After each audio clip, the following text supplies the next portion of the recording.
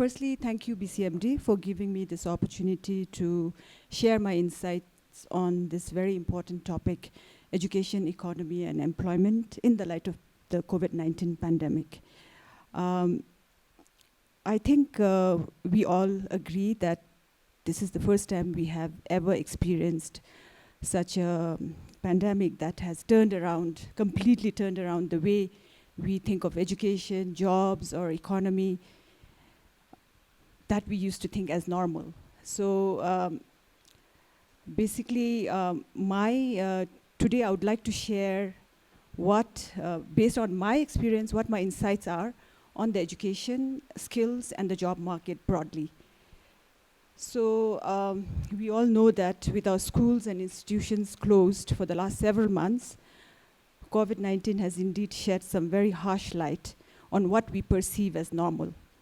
Among many challenges that we have faced as a citizen or as a parents, one harsh challenge that we are facing as parents and as schools is that it has really reminded us how difficult it is to teach our kids at home.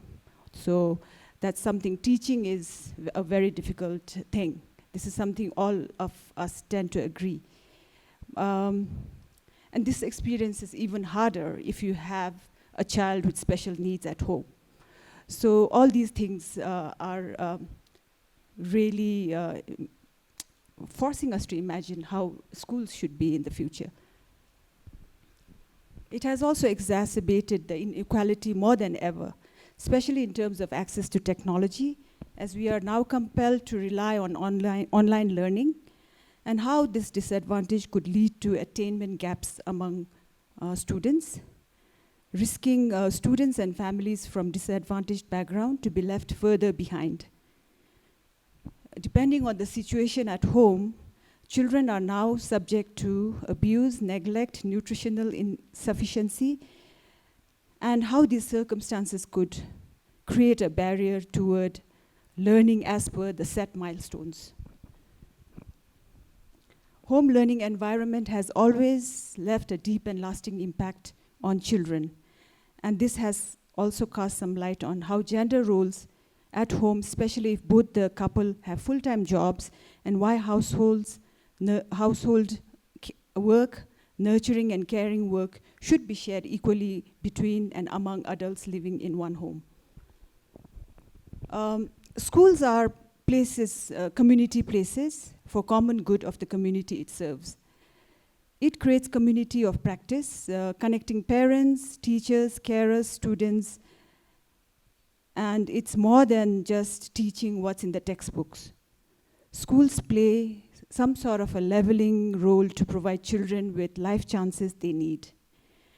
It is a social experience, and this pandemic has created that disconnect. So I think this is something we really need to think.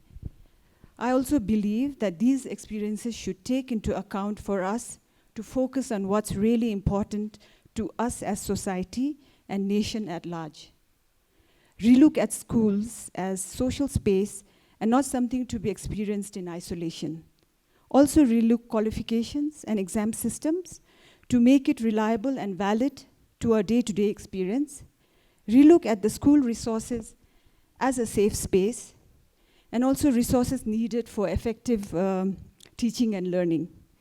So so basically it has really forced us to reimagine how schools should be based on what's really important to us as a community and as a nation. Is vocational training the way forward? Vocational education and further education has always had an important place in economic development of any nation. Mismatch in demand and supply of jobs have existed in varying degrees in the past also. However, this pandemic has forced us to face the truth more now than ever before, especially in the construction sector where we rely heavily on foreign workers. The challenges in the skills mismatch in the construction sector has always existed. But COVID-19 pandemic has really exacerbated this situation again. And the Build Bhutan initiative is a timely stopgap measure to create a pool of skilled and unskilled workers that our country needs, especially in the construction sector. But we should also be mindful that this, not to be negative, but we should also be mindful that this is not a silver bullet. Such initiatives have happened in the past also. And to understand that the construction sector suffers from stigma of 3D. It is dirty, dangerous, and demeaning, as well as, demeaning and difficult. So yes, we need to make this trade more attractive with better wage and benefit systems, safer working conditions. But we also need to understand that changing mindsets toward taking up such jobs take time. For example, we saw that in the media, in the news, we saw that Dantag had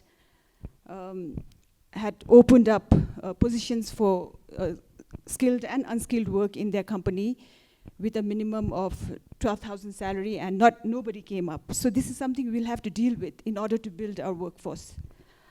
The other thing I strongly feel is the concept of introducing the concept of lifelong learning in the overall education system in order to build resilience and adaptability in our workforce.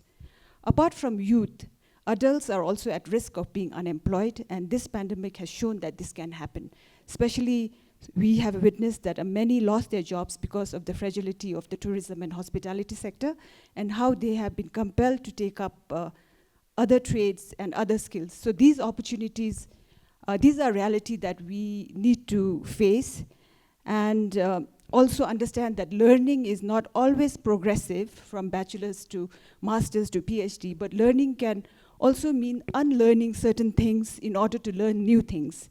And that lifelong learning opportunities is crucial if one has to be continuously relevant in today's time. Thank you.